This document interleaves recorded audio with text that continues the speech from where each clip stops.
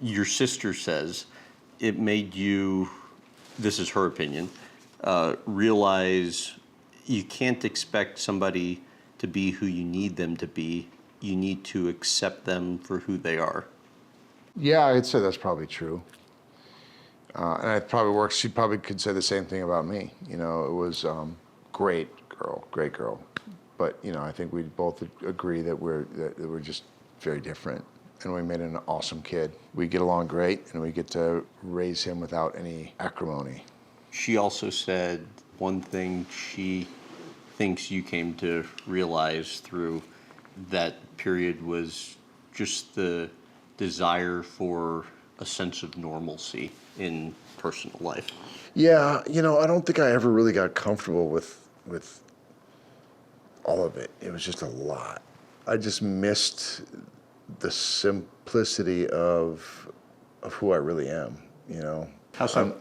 I'm just not a guy who is comfortable, you know, going to red carpets, doing all the Hollywood stuff. I don't hate it. I'm better at it now than I was, but it just took me a long time to really feel like I belong, like I fit in. And so, you know, having this place out here really allows me to get back to that kid that fell in love with nature and fell in love with the outdoors and being creative and just being active. You know, Hollywood and LA and that whole lifestyle can suck the soul out of you if you're not careful. And you know, I find myself sometimes when I'm there that I need to find a healthy outlet to, you know, get my hands dirty, to get to do something that gives me some kind of a purpose. Now, I've had a lot of success there. It's afforded me a lot of things. Very grateful for that. But it doesn't mean I have to live that lifestyle. Having this place out here almost helps my career because I can get back to being like the who I really am. If I'm there and I get caught up in that world, you start to lose track of who you are.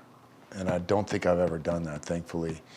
But there's been moments where I could have, you know, gone off the grid for sure. And that's why Audra's so great for me, because we both love, you know, we're both hardcore North Dakotans who love it here, who love, you know, the people here, who have family here. We both love lake life. We both love family. We both love kids. Why was this the one topic that, from this whole interview, talking about all sorts of that makes you uncomfortable? The what? Oh, the Fergie bit? Yeah. It doesn't make me uncomfortable. I've made peace with that part of my life. Yeah. She and I have a great relationship. We're both raising that boy together. And there wasn't anything wrong with it. We actually had a great time, but I think we just kind of outgrew each other. Mm-hmm. And had very different interests. And the older I got, the more I wanted to come back here. And then she didn't. This is not for her. But I've got no hard feelings for it. I truly don't. I'm very lucky that she's a kind human. I really am. What's the process like figuring out how to co-parent a child with an ex? We both had parents who got divorced who didn't get along so great and didn't want to do the same thing to our kid. We knew that whatever differences we may have had, we had to like figure that out and you know, be like a positive example for Axel. Easier said than done, though. It is easier said than done, but we both had good examples of what not to do. As much as I love my parents, it's like, you know, Christmas was most of the time because you guys were fighting over where we were at what time and how much pressure we felt to make sure we weren't late to moms or we weren't late to dads. It was just like, you know, I didn't want to do all that. I just think that we both wanted the same thing, and that is to, you know, create an easy place for him that isn't awkward or uncomfortable or pressure-filled. You know, that's it. Another relationship to ask you about. Okay. Rochelle.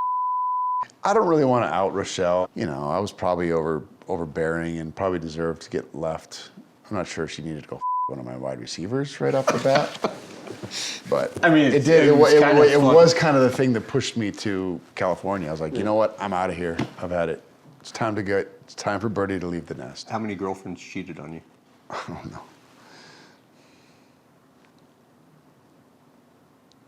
All of them. They all did. Oh, come on. I don't know. The only one that really, really hurt was that one, Rochelle one, that I remember. No, another one. The two of them. And that impacts dating how? Well, it just, you're a little bit more hesitant to jump in, try to protect yourself from, feeling something like that again. Impact what you look for? No, well, yeah. Impact what you look for, impact how, quickly fools rush in. And I think with age, you start to, you start to figure out how to meter that a little bit more, or measure that a little bit more. I'm told you fall hard. I'm working on it. I've always had these really long relationships. I've never dated for a month here, a month there. It's 3 years, break up, a month later, and another relationship for 4 years. I've always been in these. So every time they end, it's been devastating. But yeah, you also have to do it without losing yourself, And anyway, I've learned a lot. Once you've been beat up a few times, you're banged up bachelor, you want to just sort of be you know what? I'm not going to fall that hard anymore because I don't want to hurt like that anymore.